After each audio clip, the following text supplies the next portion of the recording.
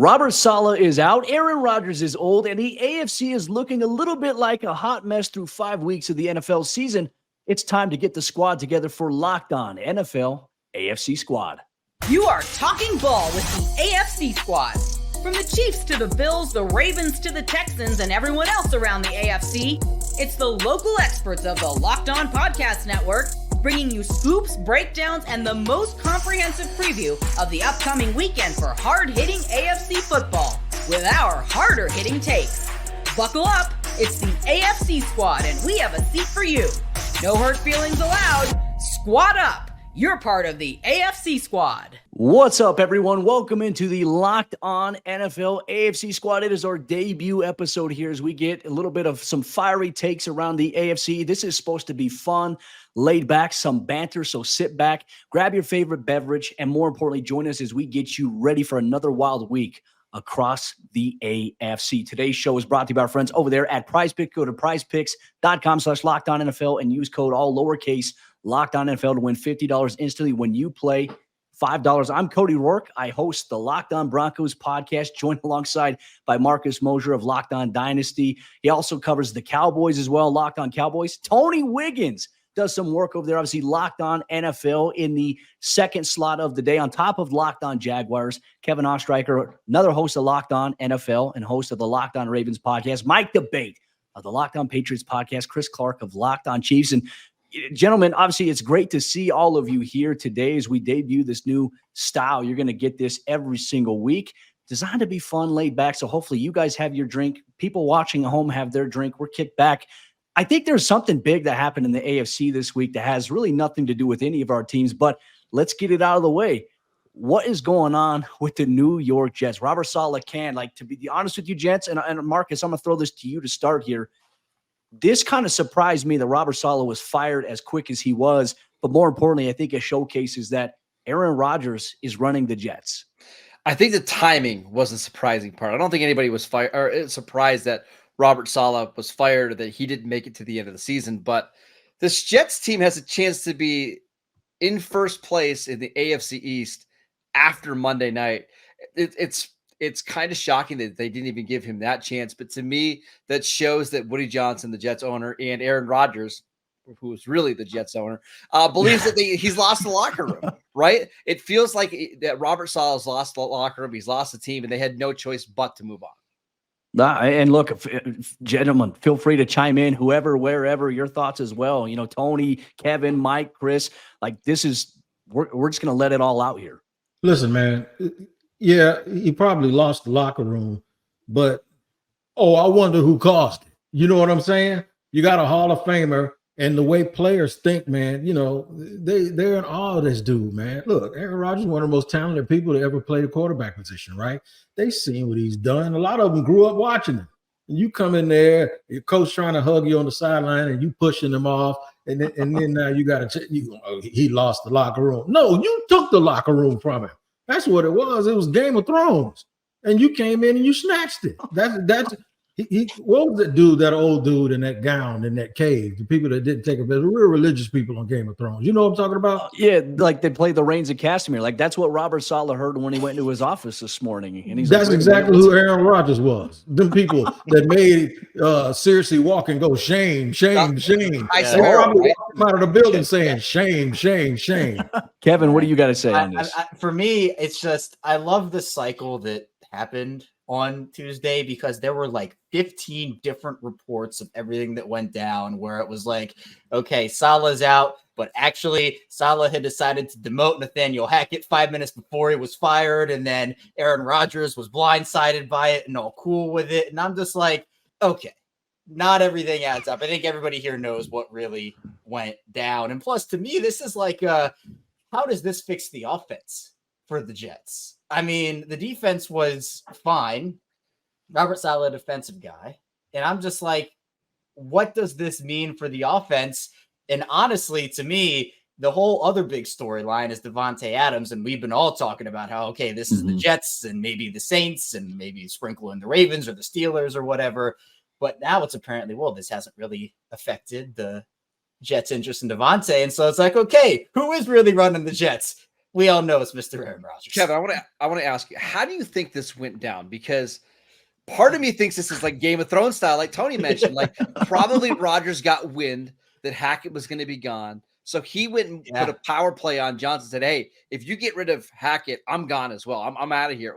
What do you think happened here? Yeah, I mean, that would make sense because obviously the chain of events is usually you get rid of a coordinator, you see if you can fix it that way, and then it's the head coach that maybe falls after the season or a little bit after that. But it's like nobody questions the relationship that Rodgers and Hackett have. Everybody knows the relationship that they have. So I think, to me, I would agree with you, Marcus, where it probably some level of I came in here to New York because I was promised X, Y, and Z, and we know how difficult it was for the Packers to even move Aaron Rodgers to the Jets and everything that they needed to get. Lazard came into, and there were conversations like Randall Cobb. What's that going to look like? I think it was some level of, hey, you know what? You bring in a future Hall of Fame quarterback, and you're kind of screwed without him, and you might be screwed with him now, but at the end of the day, he's going to get what he wants. And Woody Johnson kind of was like, all right, well, I kind of have to do this or else I don't know what the heck's going to go on at this point. Now, Moses, ask me how it happened. I want you to be leaving your office with your box, right? And I'm going to say what's wrong. And you say he demoted me, and then watch what I do. And I'm Aaron Rodgers. So you coming out of your office. I'm like, what are you doing? What are you doing? I got fired. By who? By Woody. Like hell you did. Go put your stuff back in that office and watch what I go down here and do. You ain't getting fired. And then I want you to look out that window in 15 minutes, and I want you to see who's bopping to their car with security around them. You ain't going nowhere. That's how it went down. So, Tony, I got to ask you, do you think there's any chance that this works, right? Like the Jets they band together as a locker room, and they suddenly start to play better. Is there any chance that now that the bad guy is gone, things start to get better over in New York? Temporarily, and I'll tell you why. Because it always happens like that. But you remember when y'all remember, Chris, you remember this. You remember when Romeo Crennel took over, and then all of a sudden the Chiefs won some games, and then they put him as head coach. And what happened? They beat the Packers. Yeah, but then the next year, what happened after that? Oh, yeah. Horrible. Yeah, so that little quick switch, it kind of always works, right? But see, the reason why I know it won't work is because Aaron Rodgers won't stand in front of anybody and answer tough questions. And when you're the de facto leader, that's part of leadership. You can't just go out there, cause all this mutiny, and then have everybody on your side. But then when things get tough, and they will, when somebody like Baltimore or Kansas City starts smacking them around on the field, now what's going to happen? Okay, boss, it's going to be somebody in there that was very, very loyal to Robert Saleh, and they're going to go on the defensive side. The interim. Olbrich. That's right. And they're going to go, oh, okay, coach, what we do now? And he ain't going to be nowhere. He's going to be on McAfee. That's where he's going to be, because people that lead de facto, they always pull these strings behind the scenes, but they don't want to answer tough questions in front of people. And the New York media is really, really tough. And you remember how that worked with Antonio Pierce last year in Las Vegas, how everything was sweet with him. And they were playing for him and everything was great. And now in Las Vegas this year, there's the quarterback drama. There's the Devante Adams drama. So, Wig, you're spot on right there. And again, is that all Antonio Pierce's fault? No. But, it's it's the initial new coach comes in. Oh, is this the guy that can be the guy? And then all of a sudden, sometimes it works and then sometimes it doesn't. Yeah, Mike, you're a guy who covers the Patriots. You see the Jets 2 times per season. I mean, your thoughts on this and really how it impacts, obviously, the Patriots, who now making a change at quarterback themselves. Like, the news got stolen. Like, the Jets came out and stole the obviously the Patriots buzz here on obviously Tuesday. Yeah, there's nothing Patriots fans love more than seeing a Jets implosion. And anytime you can steal headlines from Gang Green down there just south on 95, Pats fans are going to love it. Look, bottom line, there's a lot to lament in Patriots Nation. So nobody's laughing at anybody right now in a Patriots uniform. They got their own problems and plenty of them. But I think it's interesting. You look, and you guys have made such great points about Aaron Rodgers now kind of taking the reins and really kind of being that alpha in the coach's room, on the field, and really kind of taking that mantra with the New York Jets. From a New England Patriots standpoint, this is interesting because you're looking at a team now that all of a sudden could be on the verge of imploding, maybe not. Who knows? I mean, there's a lot that could go wrong. There's a lot that could go right on this. But I think the white elephant in the room is everybody's wondering who's waiting in the wings. We know Jeff Ulbrich is going to get his opportunity, but there's a guy right now that knows that division very well who is looking for a job next year. And a lot of people are wondering if those types of feelings, that animosity that exists right now in one Patriots place between the former coach Bill Belichick and that owner Robert Kraft is bad enough for Bill Belichick to go back to Gang Green and the Jets. I don't see it happening, but you never know. Stranger things have happened. The WWE could not have scripted this any better. I mean, I can see Bill Belichick coming out on halftime when the Jets can't make a third down stop. The glass breaks. You got Jim Ross yelling, "By God, that's Bill Belichick's music." And he comes out and saves that defense. I'm telling you, Triple H definitely, call me. I could script this out pretty well, guys. No, look, obviously the AFC right now, there's a lot of ups and downs. And speaking of that, some things can change. We've seen it's been a week-to-week league so far through 5 weeks of the season. As we all go into week 6, which teams in the AFC should be on upset alert? You're going to get that and much more here on this debut episode of Locked On NFL AFC Squad.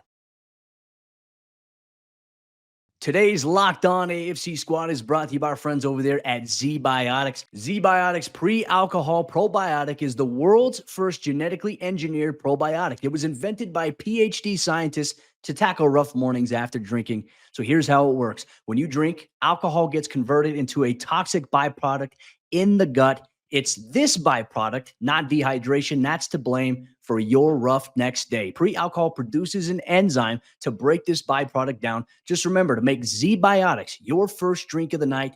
Drink responsibly and feel your best tomorrow. Here's how you use it. Step 1, drink pre-alcohol. For best results, make pre-alcohol your first drink of the night. Step 2, drink responsibly. Pace yourself, hydrate, and get a good night's sleep. Step 3, enjoy tomorrow. Wake up feeling refreshed and ready to take on the day. Go to zbiotics.com/LockedOnNFL to learn more and get 15% off your first order when you use Locked On NFL at checkout. ZBiotics is backed with 100% money back guarantee. So if you're unsatisfied for any reason, they'll refund your money. No questions asked. Remember to head to zbiotics.com/LockedOnNFL and use the code LockedOnNFL at checkout for 15% off. Once again, at zbiotics.com/LockedOnNFL. Today's show is also brought to you by our friends over there at Game Time. And look, there's a wide slate of NFL games happening this weekend, and Game Time is the perfect place for you to go in and get the best prices, best deals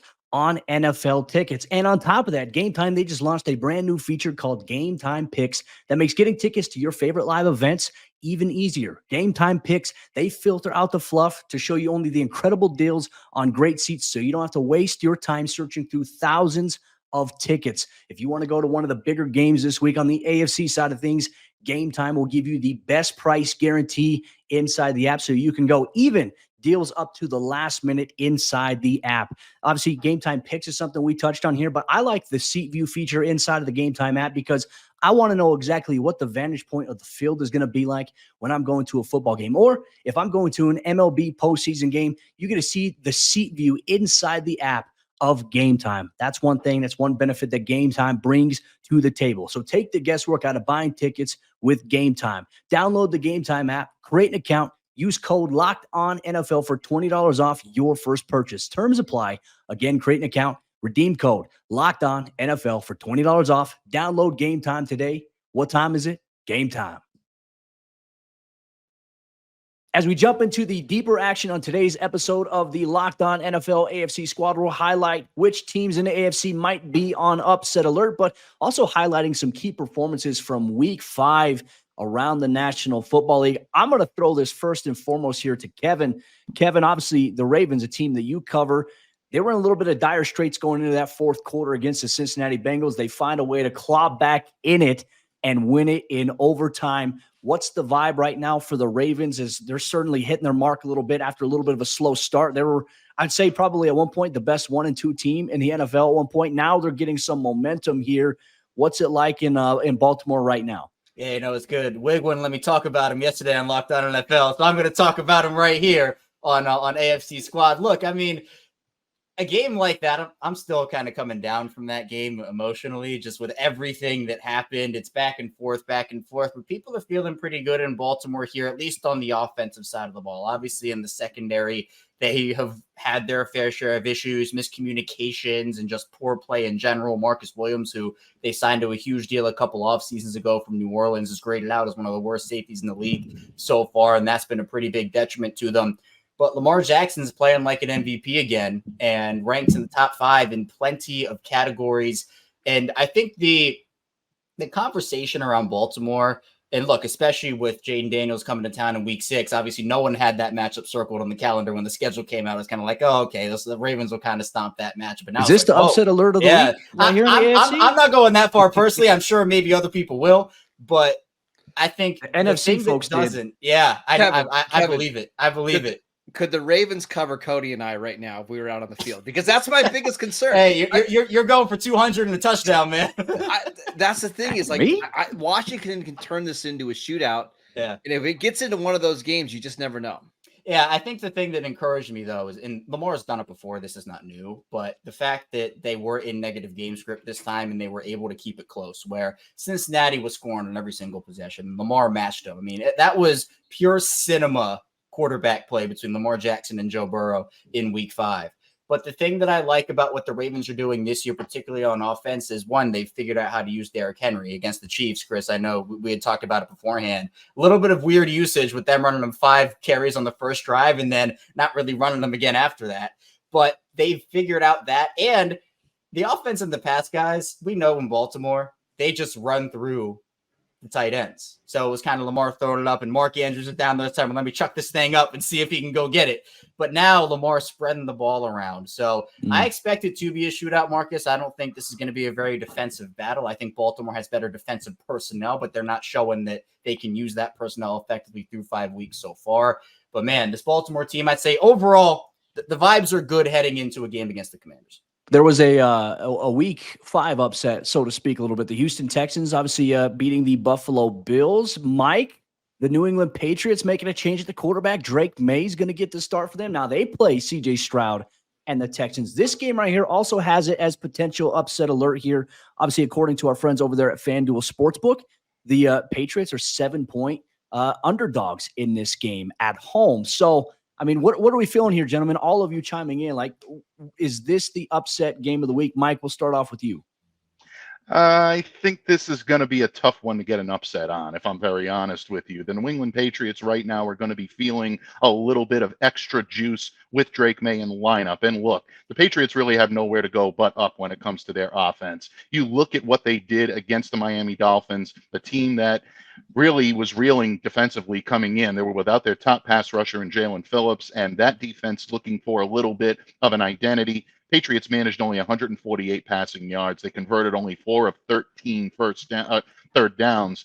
That's not going to cut it. It's just not sustainable. And that's why you're seeing Drake May in the lineup against the Texans. But it's a curious time to bring him out. The Patriots offensive line is yielding a league best 48.3% pressure. And that's a lot. I mean, you talk about the team now that is generating the most pressure in the NFL. It's the Houston Texans, 42%. Danielle Hunter leading the league with 29 pressures. That's a lot of pressure to put on a kid like Drake May. Drake May is good with off script. He can definitely make the explosive plays. He can make the throws downfield that Patriots fans have been wanting to see. But at the end of the day, is that offensive line giving him enough time? That worries me. And this defense right now is reeling a little bit as well. The Patriots had some off-field problems this week with Jabril Peppers. Obviously, he will not be in the lineup this week. And you're looking at Kyle Duggar probably still missing some time as well. It's going to be difficult for the New England Patriots to stop that Houston Texans offense. So going to be a lot of era of good feelings in the in Foxborough on Sunday with the red threads and the Patriots with the red throwbacks and Drake May finally getting his start, but they're running into a tough Texans team. I don't see an upset coming. The Patriots offensive line play like they don't like Jacoby Brissett. They're playing like they got a hit on that man. It's like, oh, y'all don't go ahead. You go that way, I'm gonna go this way. You go ahead and knock him out the game. I ain't never seen nothing like it, man. Yep. They were playing like they don't like dude, man. I was gonna say, like, maybe Marcus and Jacoby Brissett were best friends there for a minute. He's like, hey man, this is my guy. You can't be talking bad about my guy Jacoby. But Mike, I wouldn't be surprised if the offensive line does look a lot better. Like listen, Jacoby is a fine backup quarterback, but he cannot move, right? Right. You get a quarterback in there that is willing to escape a little bit, that will stand tall in the pocket. Watch how that offensive line looks better. I actually think this is a game that the Patriots can win because Nico Collins is going to be out with a hamstring injury. This offense is just not the same without Nico. Tank Dell does not look like the same player that we saw last year. He's just not the same athlete. This Patriots defense, if they can keep this game around 17, 20 points, you just never know. And with this being Drake May's first game, this is probably a good time to catch a team like the Texans before there's more tape on them. Yeah, That's a good point. Don't forget, though, that Stephon Diggs knows this team very well, knows that defense very well. This is a guy that torches them on a regular basis when he played for the Buffalo Bills. So that's still a concern. I understand that definitely, not having Nico in the lineup is going to hurt that Texans offense, but there are other circumstances and other factors to consider. But I do think you're absolutely right when it comes to the masking of the problems on the offensive line. Drake May, much better equipped to do that than Jacoby Brissett, without question. Chris, they want to rush with 4 too. Yeah. They paid Danielle Hunter a lot of money, and Will Anderson. They drafted him and used a lot of capital to go up and get him. This is just not a good spot because I don't think they're going to blitz. That means they're going to cover, and when they cover sideline to sideline in that DeMeco Ryans defense, that's going to give him more things he has to look at, and that's going to make him wait. And if you wait with Danielle Hunter and Will Anderson with a bad offensive line, that is a recipe for destruction. They should give the ball to Ramondre Stevenson 35 times to make it easy on their quarterback. Hopefully no fumbles there, by the way. Cody, can I give you another game that I think is going to be an upset? Yeah. I was going to ask Chris if the bye week was going to get the Chiefs this week. Obviously that's the only time that's the chance of them stopping the Chiefs, right? I want your guys' thoughts on the Sunday night football game between the Bengals and the Giants. Everybody's talking about how good this Bengals team is, despite being 1-4. And I think you look at this game against the Giants and you just pencil it in on the road as a win for Cincinnati. I don't see that. I see a defense with the Giants that can get pressure with the front 4, drop 7 in coverage. And then you look at this Giants offense the last 2 weeks, like they've just been dominating the time of possession. The Bengals can't get off the field. I think this is a dangerous, dangerous spot for this Bengals team. I agree. Anytime you're 1-4, it's a dangerous spot. Yes. And because your season is like getting away from you. And they've had some games where it looked like they probably should have won, some shootouts. They're real close to not being – they'll be real close to being just like Baltimore. Let me explain it. Baltimore is a team of smiles and cries. Think about this. The throw Lamar made, he got criticized in Kansas City. Like, you don't the one he missed and then the one he made, well, you're never going – it's not sustainable. You can't win like that, right? And then they have a lead against Dallas. And then that goes away, right? And then the other day, if they could hold the ball on a field goal, ain't nobody talking about Lamar and all of those dudes being all happy. That's 2 or 3 games that could have just flipped the other way. But that just shows you how close things are in the NFL. The Bengals, the flip side, have been the victims of it. The jinx and KC that they have all the time. They always get the best. Every single week, it's like something else. You see them just hold their head down like, we lost again. They got 3 games this year. They could have won each and every one of them on the last play. And they'd be the Ravens, and the Ravens could be the Bengals. They're not, though. They lost it. Crazy thing to me is you look at the Cincinnati team, and Zach Taylor has made some mistakes this year. And I think that's really what's cost them. And you get in a situation where you get gifted a fumble. Sorry, Kevin, but that's really what that was. They got gifted the ball in overtime. And you hand the ball off. You take the ball out of your best player's hands and don't let him even throw the ball when he's been playing lights out the entire game. It was a horrible decision on Zach Taylor's part. And this Bengals team, I agree with you, Marcus. This could be a trap game for them, and they could be overlooking the Giants.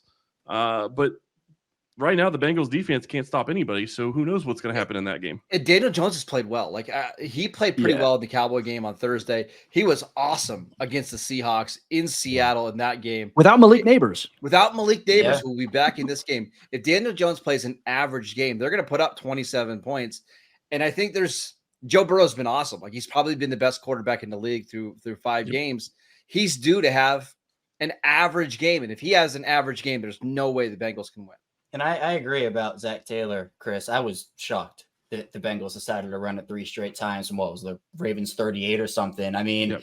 Joe Burrow would torch them, but the Bengals were coaching scared the entire game, especially on that sequence at the end of the first half. They didn't want to get the ball back. They wanted to bleed that clock down to halftime. John Harbaugh was the one that called the timeout for some reason to give the ball back to the Bengals, and Zach Taylor was like, "Oh, all right, I'll take this. All right, okay, if you're gonna give it to me, I'll take it." And then they capitalized on it. So the Bengals offense has been awesome. Joe Burrow's been awesome, Jamar Chase, etc. But also that defense is just so bad. I mean, it adds up too when you're losing games Yeah. like that and it's close and it's 1 or 2 plays that define it. Like at what point, like the mental energy and like you have to exhaust to climb yourself out of that hole is crazy. Denver somehow did it last year at 1-5. They were able to get to 5-5. That right there, though, you ask players, that probably drained the most energy out of them, especially and it impacted them later on down the stretch of the season. Cody, It's a challenge. Denver didn't probably expect to get to 5-5 or have a good season last year. They weren't expected to have a good year. Cincinnati was looked at it as a team that could be a contender this year. Yep. If Joe the Burrow's amount of healthy. pressure, and Tony made this point earlier, the amount of pressure that they're going to be on the rest of the season just to have a chance to win and just to have a chance to get into the playoffs is going to be huge. And that could play a factor, especially this week or in any game going forward for Cincinnati. Speaking of playoffs, one thing we are going to talk about here on the debut episode of Locked On NFL AFC Squad, which team at the bottom of their division, as it stands here after week 5, has the best chance to make the playoffs? We'll break it down. We'll share our thoughts here on today's episode of the show. Today's Locked On NFL AFC Squad show is brought to you by our friends over there at FanDuel. And as we all know, FanDuel is America's #1 sportsbook. And NFL fans, you can start off this season with a big-time return inside of the FanDuel app. So when you get the hunch that's going on in the middle of a game as you're watching, you can check out the latest stats. You can view live play-by-play, and you can do so much more on the same exact page where you place your bets. You have a hunch before a game that you feel like one player is going to go off. You can go to the player prop section and you can choose over or under on passing yards, different props like rushing props, receiving props, or you can even go through. And what I like to do personally, I like to go through the morning games. Sometimes I like to go through the afternoon games. I just like to do a parlay where I do the picks straight up on the money line inside of the FanDuel Sportsbook app. And when you do that, you'll get started with $200 in bonus bets guaranteed when you place your first $5 bet. Once again, when you place your first $5 bet, you'll get $200 in bonus bets guaranteed inside of the FanDuel Sportsbook app. Make sure you check it out today. That's FanDuel.com. Once again, FanDuel.com. As we jump on the fourth quarter of today's Locked On NFL AFC Squad, the debut episode on YouTube, wherever you get your podcast, we appreciate you all so much. We're going to break down what we think in terms of the teams right now in the AFC North, AFC East, AFC South, and AFC West. Which teams at the bottom of their division right now have the best chance to make the postseason? I think that this could go a multitude of ways. I look at the AFC standings right now. I mean, on paper, there's some ugly performances from some of these teams, but everyone's within 1 or 2 games right now of that third spot inside the conference in terms of seeding if the playoffs were to begin today. But right now, the teams that are at the bottom of their divisions, you got the Patriots, you got the Bengals, surprisingly, the Jags, and the Raiders. Which team of this group has the best chance of making the playoffs? We'll start with anybody. Anyone that wants to? Okay, Tony, take it, Wig. What do you got? It's us. It's the Jaguars. And I'm being real with this. Outside of the Buffalo game, and that was the one that was on national TV in prime time, which was it was like the bad news Bears, right? 34-7 at halftime. All of the other games have been real close, and they should have won all of them. And they were not playing well. And now they go to London for 2 straight weeks. I know there's a joke in there somewhere, but now we got a new stadium being built. So shut up. We ain't moving to London. But they're going over there for 2 straight weeks. And they got Caleb Williams, a rookie, and Drake May now. They could be 3-4 in 2 weeks easily if they play the way that they played outside of the Bills game. And remember, they've done this before. They were 2-7 and they end up making the playoffs. And then last year they did it the other way. They were 8-3 and they missed the playoffs. So they have been the biggest ebb and flow team and team of streaks over the last 2 seasons. And I think they have a little bit of a favorable schedule. They already beat the Colts once. Just imagine they can do it again. And I think they'll beat the Titans twice. So now you're talking about a 4 wins in the division, even if they lose their next game against the Texans, who they were beating with a minute to play 2 weeks ago. So I do think that they have the best chance of those teams that you mentioned. And I would say the Bengals, but the problem with the Bengals is they play in too tough a division. And Tony, I want to mention really quickly on your team. Your schedule's pretty easy over the next couple of weeks, but you look at the end of that schedule and the quarterbacks they play: Will Levis, the corpse of Aaron Rodgers, Gardner Minshew / Aiden O'Connell, Will Levis, and then probably Joe Flacco at that point for the Colts. Like, if they can just survive for the next month, get closer to 500, they could easily go 5-0 to finish out the season, and we're right back to 9 wins like we've been over the last couple of years. And I think 9 wins is probably going to get you the 6 or 7 seed in the AFC. You mean Russell Wilson's not going to be the Raiders quarterback by the trade deadline at this point? Please. Come on. Somebody, I hope we never see Russell Wilson again this year. It's setting up for it. I mean, Hey, like, if you're Devante Adams, do you actually want to go to New York now, knowing that organization's just a little bit more dysfunctional? Look, of course, you're going to have Aaron Rodgers, your boy. You're going to have Nathaniel Hackett. That team stinks. That's one of the, like, watching that team operate. I mean, like, for them to do Robert Saleh the way that he did with the whole report about, potential security stuff. I just think the fact that everyone sees that Aaron Rodgers, Nathaniel Hackett are doing terrible and going to keep their jobs. And Robert Saleh, look, he's the head coach, granted that responsibility, but he's the guy who's getting the sword dug into his back in this situation. You want to go, like, Devante's going to go there. If I'm the Raiders, I'm saying I'm going to send him somewhere else. I think, for example, the Steelers might be able to give them better capital and better overall return if they give them Russ. Not saying it's going to make a difference for the Raiders, but man, at this point, like, that run's going to potentially play itself out here. The crazy thing about the Jets' potential trade for Devante Adams to me is you look at that situation, and I agree with you. It's a horrible situation. I don't think that I'd want to be going into that situation. Who wants to go Adams, especially look at what he's doing with Garrett Wilson right now.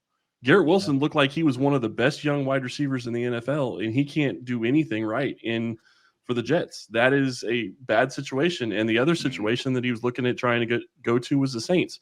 Do you really want to go to a Saints-led team that doesn't have Derek Carr probably for the next 2 weeks and is probably going to drop the next 2 games because of it? I mean, there's not a good situation for the Raiders. And you start talking about Pittsburgh, that's going to be a big question mark, because I don't know that they have a number 1 wide receiver on their team with the way George Pickens was playing this past week. Adams for Pickens. There you go.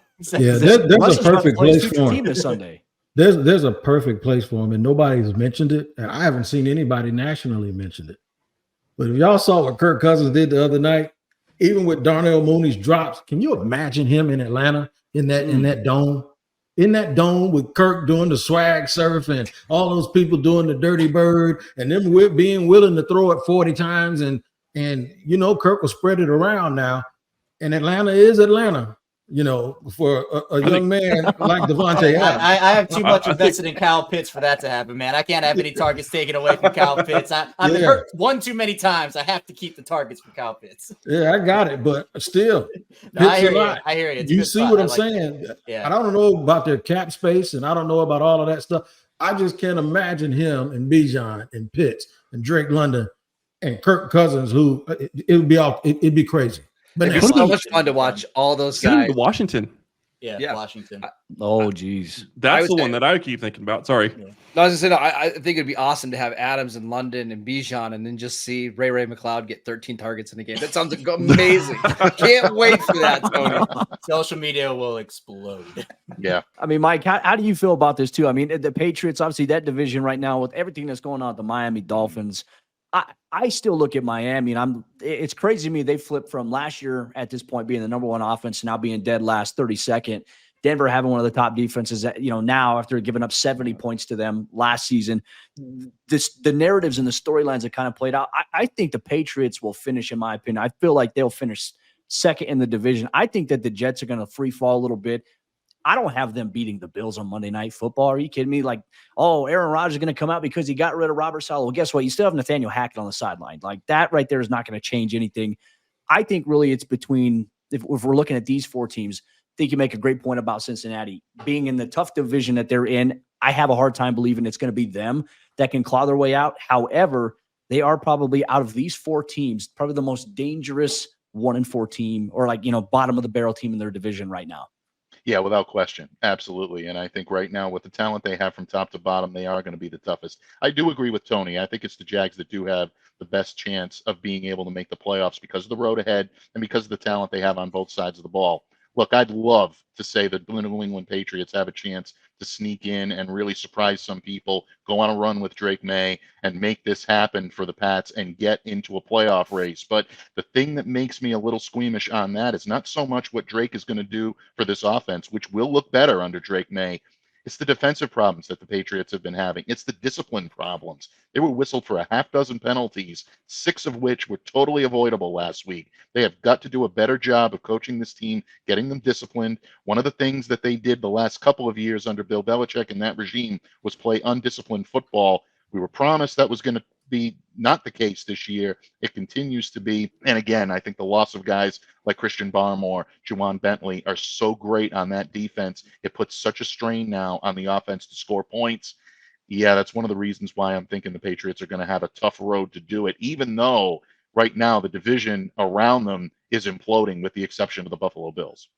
Okay. All right. So let's get into, maybe as we get ready to wrap up our first installment here, the Locked On NFL AFC Squad here today, wherever you get your podcasts or on YouTube.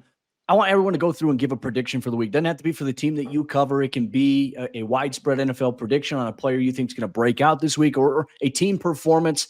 Let's start off with you, Chris Clark, since your Chiefs are on a bye week.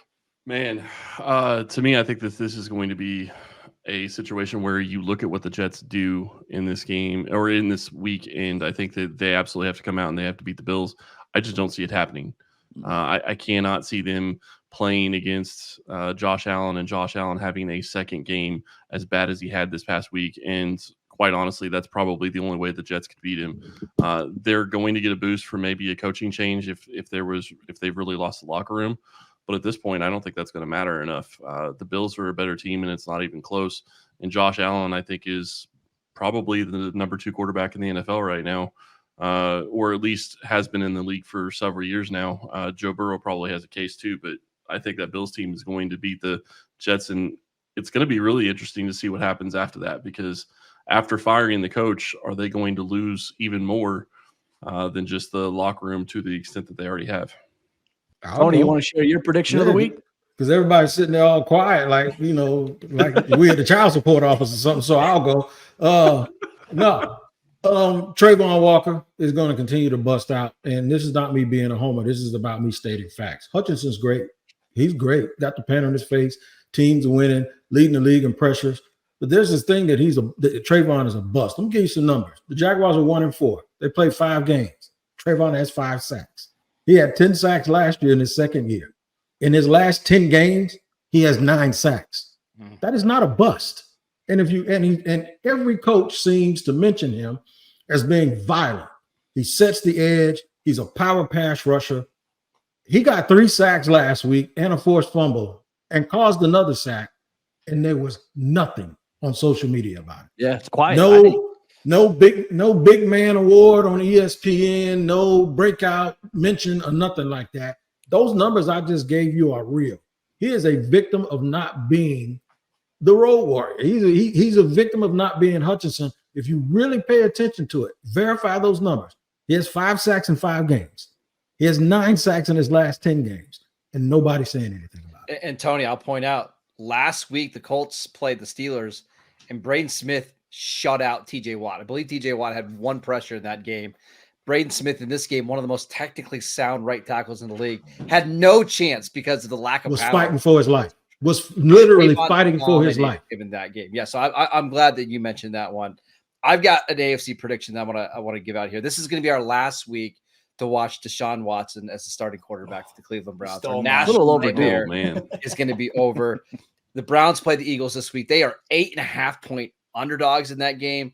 And Philadelphia is a disaster. And they're an 8.5-point favorites in that one.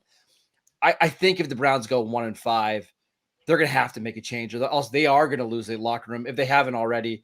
I think this is the last week we see Watson before I think it's going to be Jameis, but don't rule out Dorian Thompson-Robinson as being the starter moving forward. Yeah, Marcus, you stole mine. That was going to be like I was predicting like the biggest Browns loss where the noise gets so loud they can't they can't justify it anymore. I know it's kind of like the sunken cost fallacy with them right now. They're just playing him when everybody knows it shouldn't be him. But I'll go Ravens. I'll talk about Baltimore, and I'll say, because everybody's picking the Commanders to upset Baltimore, and that's been the whole thing this week, I'm going to back the Ravens because of the fact that if you are a rookie quarterback, if you are a second-year quarterback, even if you're a third-year quarterback, playing this Ravens defense, whatever iteration it is, Don Martindale, Mike McDonald, or we haven't really seen it with Zach Gore yet, but generally the style of defense the Ravens play can be a struggle for rookie quarterbacks and younger players who have not seen that defense before. And with the way Lamar Jackson's playing, I'm not saying Jaden Daniels is going to, not do anything in this game. I expect it to be a pretty high-scoring game. But I'm going to say the Ravens win that game by at least 2 possessions, if not 3. That'll be my bold prediction. Okay. Man. Mike, what about you? What do you got?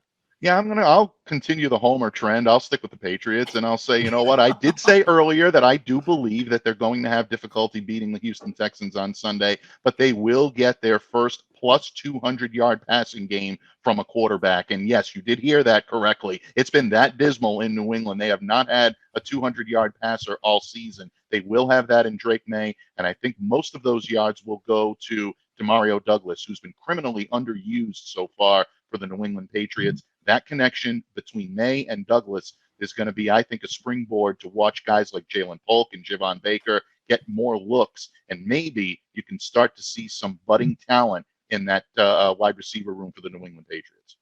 I'm going to Really go with quick. maybe, yeah. Oh, I was just going to say, just so I can go on top of what Marcus said, that means that Amari Cooper is going to get traded to the Chiefs right after this week or during this week. So I appreciate that, Marcus. Should not. I'm a big believer that teams should not trade within the same conference. Send them to the other conference. Just do that. We'll stick with that. My prediction for the week's not necessarily going to be, I think, one that's shocking. I think that the Buffalo Bills are going to mollywop the New York Jets on Monday Night Football. I think that it's going to be a runaway. And I also think as well, Josh Allen, even on smelling salts, is better than what Aaron Rodgers and Nathaniel Hackett are going to bring to the table for them. I think Buffalo's defense is going to fly around against Rodgers. He doesn't look like the same guy anymore. The fact that they're willing to invest everything into giving him power over what they're doing, like Woody Johnson came out and said, hey, I talked to Aaron Rodgers last night. This is not the reason why I fired Robert Saleh.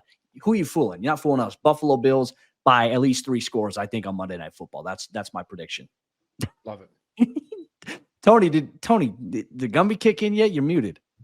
No, I didn't realize I was waving because Marcus' screen froze for about 2 minutes, and I'm sitting there like, that joke ain't blinked his eyes in 2 minutes. What the hell he got going on? An unofficial staring contest. Yeah, I was like, Marcus sitting there like this the whole time. I was like, I thought I was looking at an episode of Get Out or something. I started talking about Amari Cooper, and Marcus just went quiet. I lost it. I could try to envision Amari with the Chiefs and just broke my brain. Well, folks, we appreciate you so much for rocking with us here on the debut episode of Locked On AFC Squad. You also want to check out, after you listen to this and watch this, the Locked On NFL NFC Squad. It was a fun conversation in our first week. Obviously, we'll all be back next week to break down the state of the AFC after week 6. Make sure you get a beverage. Join us next time as well if you missed us this first time. We appreciate you so much. We'll be here next week. And on top of that, you can check out each of these respective shows wherever you get your podcasts or available on YouTube. Part of the Locked On Podcast Network, your team every day.